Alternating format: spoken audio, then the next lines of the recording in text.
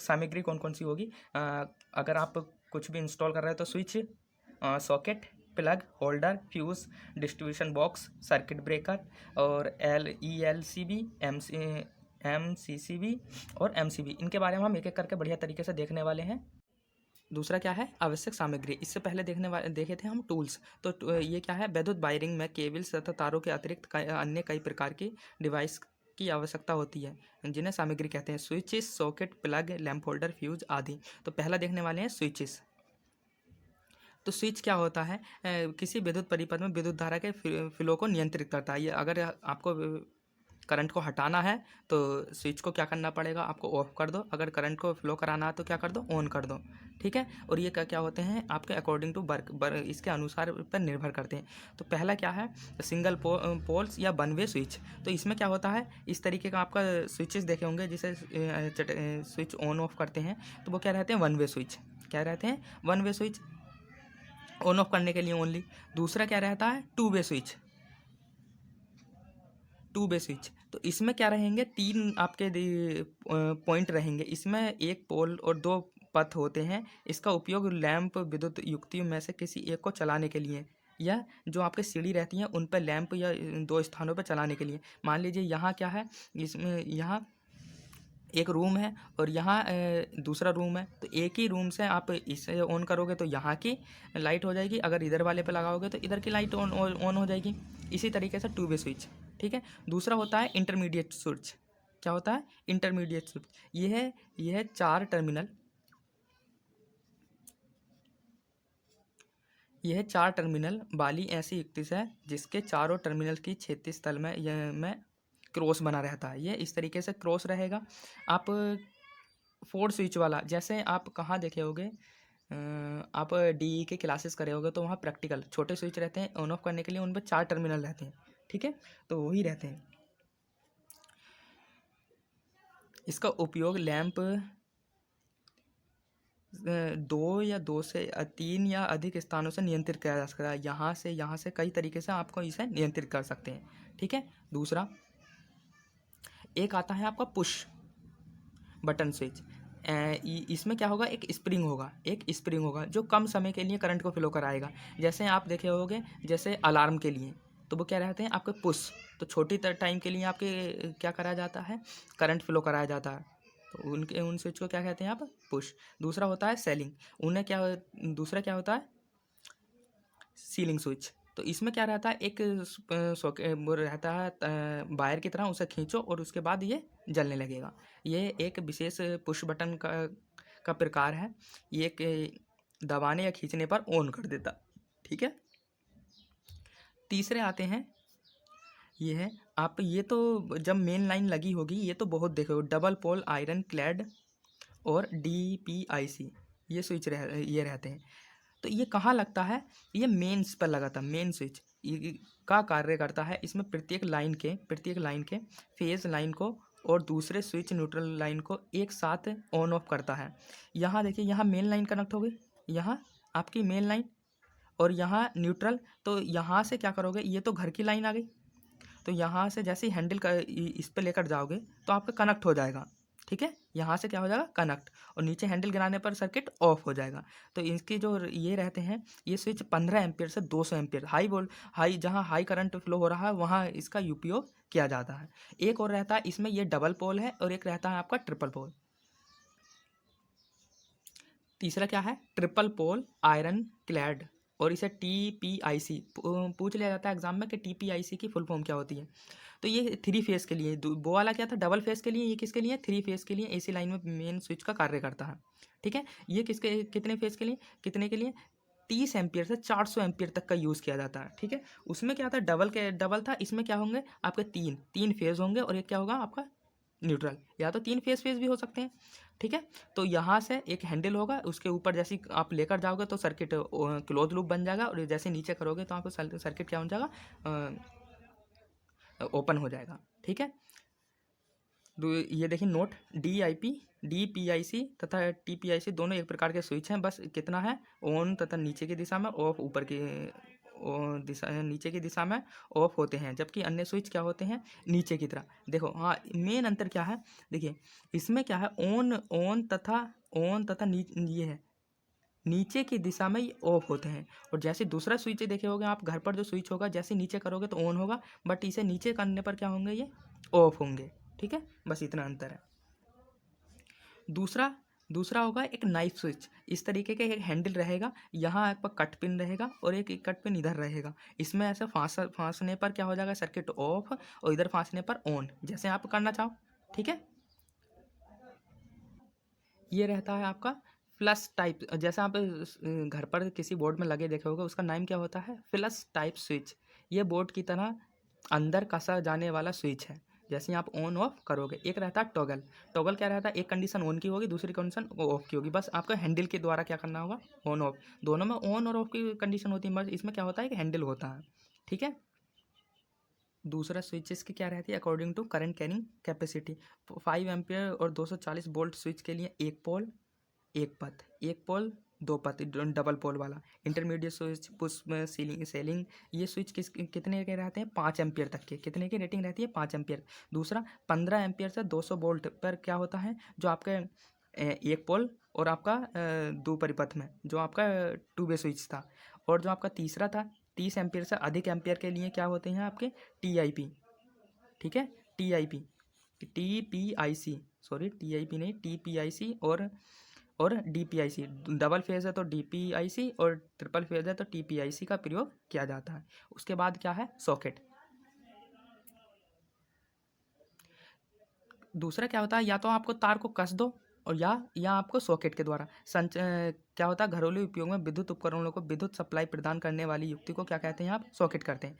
Socket क्या होते हैं, कुछ इस तरीके का आपने देखे होंगे। ये क्या रहते हैं, 3 पिन 2 पिन, ये क्या रहते हैं, आपके सॉकेट रहते हैं। ठीक है,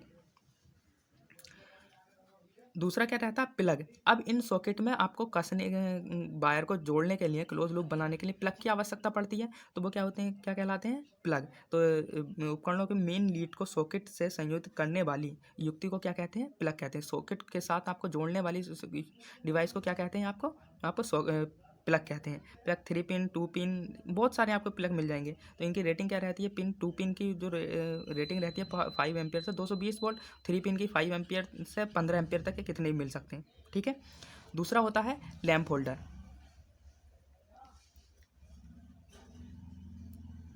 अब जो आपका लैंप होता है उसे कसने के लिए होल्डर की आवश्यकता होती है। ठीक है, तो ये क्या होता है, लैंप संयोजित करने के लिए प्रयोग की जाने वाली डिवाइस को क्या कहते हैं, लैंप होल्डर कहते हैं। और ये आपको क्या मिलते हैं, बहुत सारे प्रकार के मिलते हैं। पहला क्या होता है, वाइनोनेट कैप होल्डर, जैसा इस तरीके का आपको देखा होगा। ठीक है, दूसरा क्या होता है, स्क्रू टाइप, इस तरीके से। यहाँ देखो, यहाँ क्या होगा, देखो इसका उपयोग ट्यूबलाइट स्टार्टर होल्डर के रूप में किया जाता है, ये देखे होगे तुम। तीसरा होता है एडिशन स्क्रू टाइप। यहाँ से ये क्या लगे होंगे, इसके स्क्रू लगे होंगे और यहाँ होल्डर लगा रहेगा। ये देखो, यहाँ से यहाँ बल्ब यहाँ से कनेक्ट करो और इस पर एक कवर लगा होगा, तभी इसे क्या कहते हैं आप, स्क्रू टाइप होल्डर। ठीक है, चौथी डिवाइस क्या है, आपकी फ्यूज़। फ्यूज़ क्या होती है, जब भी आप मेन लाइन को कनेक्ट कर रहे हो, मेन लाइन को कनेक्ट कर दिया मान लीजिए इस तरीके से, तो अगर फ्यूज़ नहीं लगा रहे हो, फ्यूज़ नहीं जोड़ रहे हो, तो क्या होगा, कभी भी अगर दो वायर हैं ये आपस में भिड़ गए तो शॉर्ट सर्किट हो जाएगा। जितनी भी वायर थी ये आपकी सब शॉर्ट हो जाएगी। अगर किसी तरह यहाँ से फ्यूज़ या स्विच, स्विच ही क्या होता है, फ्यूज़ होता है। जैसे हाई वोल्टेज हो तो ये क्या हो, स्विच आप अपने आप ऑटोमेटिक ब्रेक कर जाए, तो वही क्या कहलाएगा, आपका फ्यूज़ कहलाएगा। ठीक है, यहाँ से इस तरीके से आपको कोई लाइन है, अब क्या है, ये ओपन सर्किट, और यहाँ से मैंने कोई धातु का तार जोड़ दिया तो क्या कहलाएगा, ये क्लोज लूप। इसी को क्या कहते हैं आप, फ्यूज़।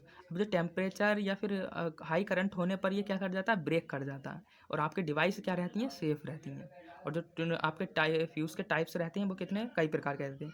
और एक आपका राउंड फ्यूज़ रहता है, गोलाकार फ्यूज़। इसके अंदर क्या रहता है, आपका वायर रहता है, और बाहर से क्या रहता है, आपका कांच का गिलास रहता है। ठीक है, एक रहता है किट केस फ्यूज़। ये सबसे अधिक प्रचलित का फ्यूज़ है। इसमें दो भाग होते हैं, एक बेस और टॉप, ठीक है। और इसके पोर्सिलिन का बना होता है। किस धातु का बना होता है आपका? पोर्सिलिन का बना होता है। और ये किसके, इसे फेस के किस में जोड़ा जाता है? सीरीज़ में जोड़ा जाता है। फिर इसको किस में जोड़ा जाता है? सीरीज़ में। अगर पैरेलल में जोड़ देंगे, पैरेलल में मान लीजिए अगर यहाँ से सीरीज़ है, ये रजिस्टेंस बहुत सारे, है ना, तो सीरीज़ में क्यों जोड़ते हैं? तो अगर यहाँ से ये सब रजिस्टेंस जुड़े हैं, तो अगर यहाँ से फ्यूज़ जुड़ा है, तो अगर ये फ्यूज़ होता है, यहाँ से सर्किट ऑफ होता है, तो ये सब सेफ रहेंगे। अगर पैरेलल में जोड़ दोगे तो पैरेलल में क्या होगा? एक ही लाइन में जोड़ोगे या फिर अलग अलग जोड़ोगे सब में, है ना।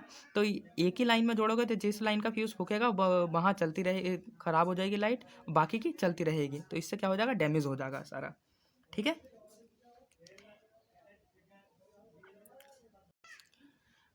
सेकेंड लास्ट क्या? Distribution box. इसके क्या होता है, जब आपको लोड बढ़ने लगे तो क्या होता है कि सॉकेट और प्लग तो लगा नहीं सकते, फिर क्या लगाते हैं आप? डिस्ट्रीब्यूशन बॉक्स लगाते हैं। अधिक लोड वाले भवनों में अनेक समांतर परिपथ बनाए जाते हैं और प्रत्येक परिपथ के पृथक फ्यूज़ प्रयोग किया जाता है। यानी कि जितने भी आपके परिपथ बनाए जाएंगे उनके लिए अपना अलग फ्यूज़ होगा। सभी फ्यूज़ को एक खोल में स्थापित किया जाता है, जिसे आप डिस्ट्रीब्यूशन बॉक्स कहते हैं, ठीक है।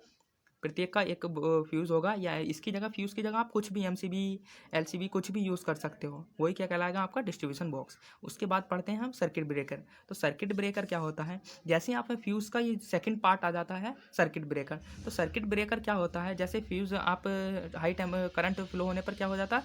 ख़राब हो जाता था। इसमें क्या होता है? सर्किट ब्रेकर में परिपथ सर्किट ब्रेकर एक स्वचालित ऑटोमेटिक स्विच होता है जो ख़राब नहीं होता है ना, जो ख़राब नहीं होता। बस क्या करो आप, ऑटोमेटिक ही ऑन या सॉरी ऑफ हो जाएगा, ठीक है। वैद्युत परिपथ में धारा के मार्ग बाधा उत्पन्न होगी, तब क्या होगा?